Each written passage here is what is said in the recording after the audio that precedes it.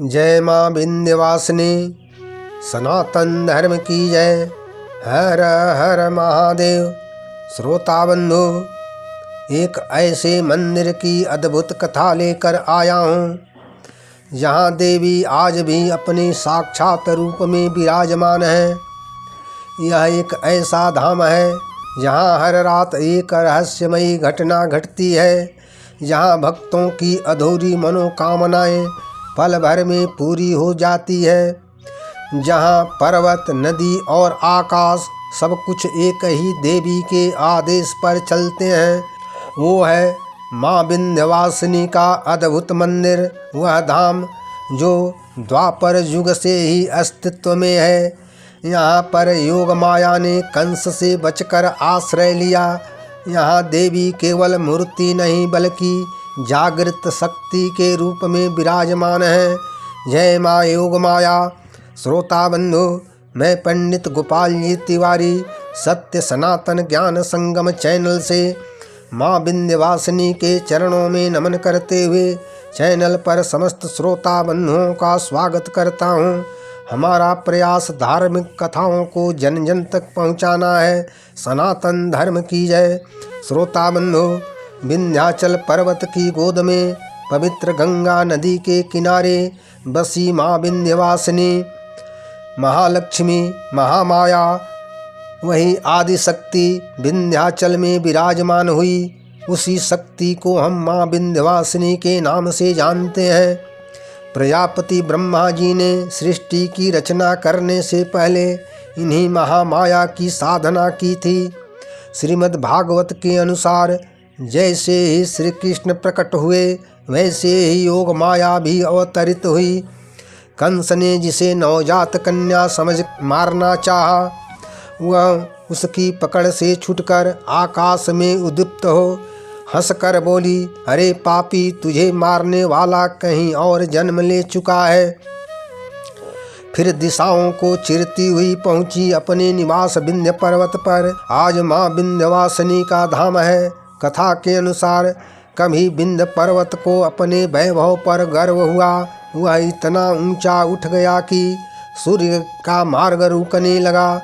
तब महर्षि अगस्त्य ने उसे विनम्रता सिखाया। विंध्य पर्वत ने विनीत होकर प्रण किया कि जब तक महर्षि अगस्त्य लौट न आए वह झुका रहेगा।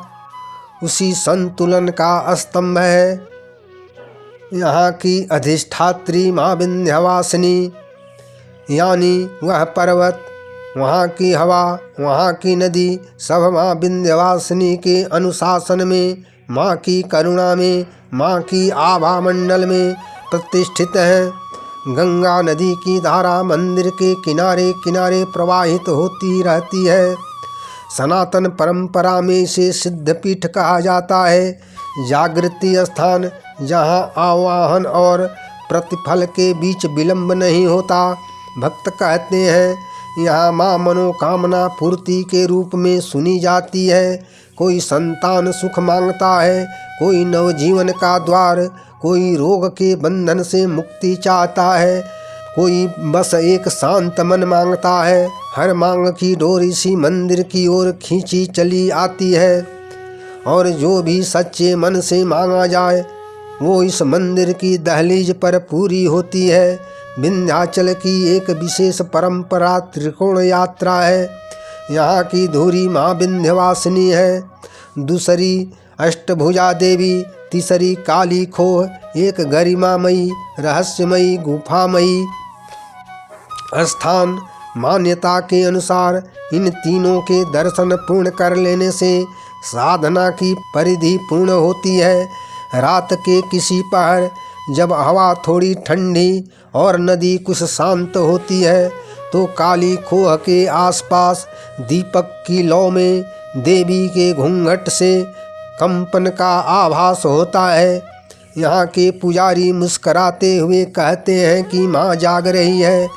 इस धाम पर आराधना के प्राचीन सूत्र यहाँ सदियों से गूंजते रहे। कभी लोक देवताओं की भेंट, कभी राजाओं की छात्र छाया और कभी साधकों की मौन तपस्या। समय समय पर जीर्णोद्धार हुए मंदिर के शिखरों का श्रृंगार बदला, पर माँ विंध्यवासिनी के गर्भगृह की उष्मा वही रही।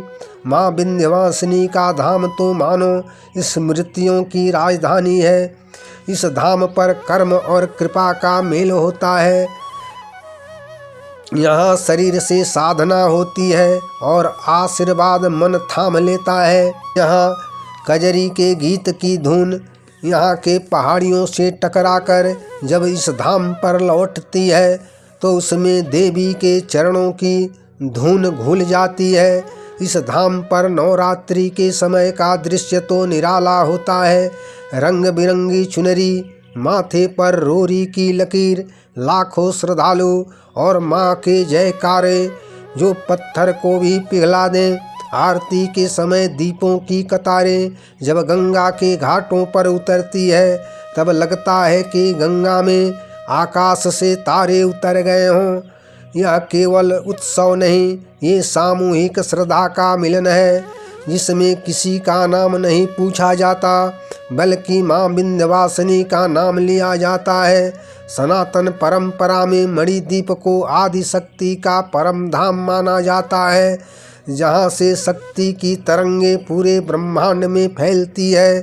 साधक मानते हैं कि विंध्याचल उसी मणिद्वीप का पृथ्वी पर प्रतिबिंब है। गर्भगृह की शांत छाया में जब हम आंखें बंद करते हैं तो लगता है कि भीतर एक पारदर्शी मणिद्वीप प्रकट हो गया हो, जिसकी मिट्टी में रत्न घुले हों, जहाँ हवा में घंटियों की सूक्ष्म ध्वनि हो और जहाँ माँ विंध्यवासिनी की उपस्थिति अपने पन से घेर ले।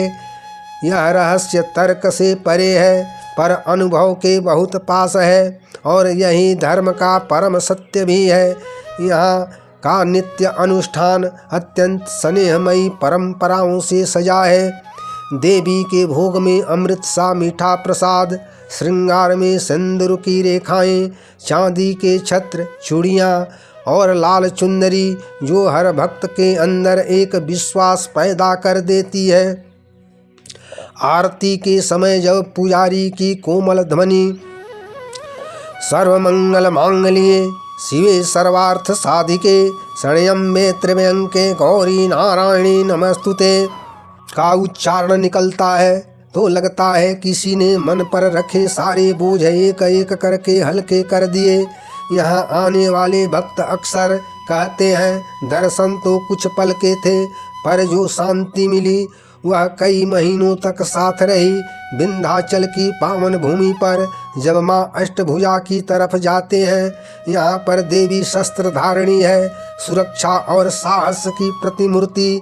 उसके आगे माँ काली खोह की देहरी पर जाते ही गुफा में अंधेरी सीढ़ियाँ मिलती है जिन पर हर पग के साथ भीतर का भय छूटता जाता है।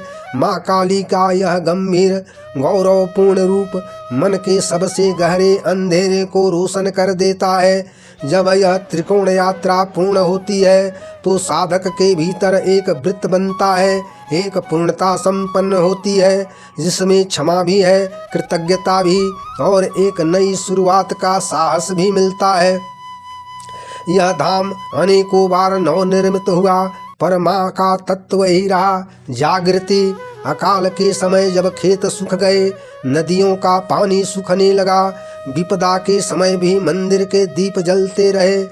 माँ विंध्यवासिनी का यह धाम केवल मांगने की जगह नहीं, कहने की जगह भी है। कितने लोग आते हैं, मंदिर की दीवारों को छूकर बस इतना ही कहते हैं धन्यवाद, बिना कोई गिनती, बिना कुछ सोचे। कभी कभी बड़े से बड़ा चमत्कार कर देता है। यहीं से वह आस्था प्रकट होती है जो अनुभूति की भाषा बोलती है, मौन की लिपि में लिखती है और आंसुओं से मुहर लगाती है।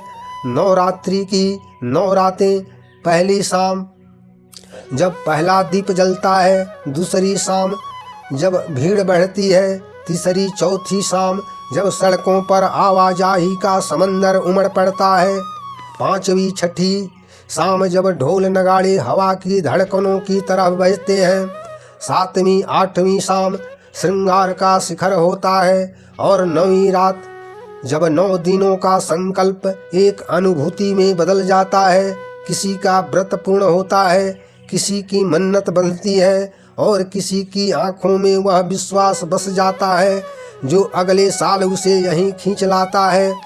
यही इस धाम का चक्र है, लौटना। लोग लौटते हैं बार बार और हर बार कुछ नया लेकर जाते हैं, कभी साहस की सकून, कभी समाधान। माँ विंध्यवासिनी का धाम समय से पुराना पर हर सुबह से नया है। यहाँ विंध्य पर्वत का आत्म संयम है, माँ गंगा की करुणा है, शस्त्र की ध्वनि है, श्रृंगार की सुहास है और सबसे बढ़कर माँ विंध्यवासिनी का अटूट स्नेह है। माँ विंध्यवासिनी भक्तों की पुकार सुनती है। जब माँ पुकार सुनती है वहाँ जीवन में उजाला आता है। इस धाम का रहस्य केवल पुराणों में ही नहीं बल्कि इस धाम की मिट्टी, गुफाओं और पेड़ों में भी सांस लेता है। रात के तीसरे पहर जब सन्नाटा गहरा होता है, जब सांस की आवाज़ भी सुनाई देती है, तब कभी कभी माँ के घुघरुओं वाला स्वरूप विंध्याचल की पगडंडियों पर घूमता है। एक बार डाकुओं ने मंदिर पर ही धावा बोलने की ठानी। रात के अंधेरे में जब वे मंदिर के पास पहुँचे तो अचानक चारों ओर इतनी रोशनी फैल गई जैसे सैकड़ों सूरज एक साथ उग आए हों। डाकू घबरा कर अंधे हो गए और कई वहीं मूर्छित होकर गिर पड़े। सुबह जब लोग मंदिर पहुँचे तब वे सब डाकू माँ के चरणों में पड़े मिले। उसी दिन से वे डकैती छोड़ दिए और जीवन भर माँ का भजन कीर्तन करने लगे। विंध्याचल पर्वत की गुफाएं आज भी रहस्यमयी हैं। साधक बताते हैं कि भीतर ध्यान लगाते ही धड़कनें धीमी हो जाती हैं, जैसे समय ठहर गया हो। यह पर्वत माँ के ध्यान का आसन है, इसलिए यहाँ आकर ध्यान लगाना आसान हो जाता है। यहाँ के चट्टानों में एक विशेष ध्वनि गूंज है जिससे मंत्रों का उच्चारण और भी प्रभावी होता है। एक संत हर रोज माँ गंगा से जल भरकर माँ को अर्पित करते थे। एक दिन अचानक बाढ़ आई और उनका घड़ा बह गया। वो हाथ जोड़कर बोले, माँ आज आपका जल अर्पण अधूरा रह जाएगा। तभी माँ गंगा की धारा से एक स्वर्ण कलश बहकर उनके चरणों के पास आ लगा। संत ने उसी से माँ का अभिषेक किया और विश्वास किया कि स्वयं माँ ने उनकी परीक्षा ली थी। नवरात्रि की रातों में मंदिर सोता नहीं, माता का श्रृंगार होता है। कभी सोने की पोशाक, कभी चांदी के गहने, तो कभी लाल चुंदरी में ढका माँ का दिव्य स्वरूप। पूरा परिसर दीपों से जगमग होता है। भक्त यहाँ पंचकोशी परिक्रमा भी करते हैं। ये आस्था की परीक्षा है। लगभग 15 किलोमीटर की यह परिक्रमा पूरी करने में कई घंटे लगते हैं। रास्ते में छोटे छोटे मंदिर पड़ते हैं। इस यात्रा से साधक के पाप कटते हैं और जीवन में नई ऊर्जा आती है। माँ विंध्यवासिनी जीवन के सबसे कठिन घड़ियों में सहारा देने वाली वह शक्ति है जो हर भक्त को यह भरोसा देती है कि कोई तो है जो उनकी पुकार सुन रहा है। चाहे वह महिषासुर का वध हो, कंस के अत्याचार से रक्षा हो, चाहे किसी साधारण इंसान की इच्छा पूर्ति हो। यही रहस्य, यही चमत्कार इस धाम को अमर बना देता है। यह वो धाम है जहाँ माँ ने महिषासुर का वध किया। माँ योग माया ने कंस से बचकर यहाँ शरण ली। जहाँ आज भी माँ विंध्यवासिनी भक्तों की हर पुकार सुनती है। जय माँ विंध्यवासिनी। श्रोता बंधु, माँ विंध्यवासिनी का विंध्याचल धाम, जहाँ माँ योग माया ने कंस को चेतावनी देकर यहाँ निवास करके इस धाम पर भक्तों की मनोकामना पूरी करती है। कथा सुनकर लाइक करें, कमेंट करें, शेयर करें तथा चैनल को सब्सक्राइब जरूर करें। सनातन धर्म की जय। हर हर महादेव।